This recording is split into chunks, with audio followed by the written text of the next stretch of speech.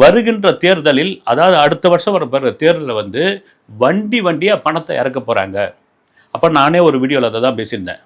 வண்டியாக பணத்தை இறக்க போகிறாங்க. அந்த பணம் அத்தனையும் உங்களிடம் கொள்ளையடிக்கப்பட்ட பணம். இதை தான் நான் வந்து சொல்லியிருந்தேன். ஒரு பக்கம் வந்து திமுக, இன்னொரு பக்கம் அதிமுக, பாஜக. இங்க மாநிலத்தில், அங்க மத்தியில் 2 பேரும் ஆளுங்கட்சியினர், 2 பேருக்கு செல்வாக்கு உள்ளவர்கள், 2 பேரும் பணத்தை இறக்க போறாங்க அப்படின்னா என்ன பண்ண முடியும்? வந்து ஓட்டுக்கு இவ்வளோ அப்படின்னு என்னதான் 1000 சொல்ல வந்து ஓட்டுக்கு பணம் வாங்கிட்டு நீங்கள் காசு வாங்கிட்டு ஓட்டு போடாதீங்கன்னோட நம்ம நண்பர் கூட இடையில வந்து திருவண்ணாமலை பக்கத்தில் போயிட்டு சும்மா ஒரு கிராமத்தில் போயிட்டு பேசிட்டு இருந்தார். நான் இங்கே நிற்கலான்னு இருக்கிறேன், எனக்கு எப்படி அவர் அந்த டீ கடை போய் பேசுவார். வந்து ஒரு ஓட்டுக்கு 5000 ரூபா கொடுப்பீங்களா அப்படின்றாங்க. வந்து இது உண்மைங்க. வந்து அவர் போய் சும்மா ஒரு சர்வே மாதிரி எடுக்கலான்னு போய் இது பண்ணியிருக்காரு. அவங்க கொஞ்சம் செல்வாக்கான ஒரு நபர் கூட.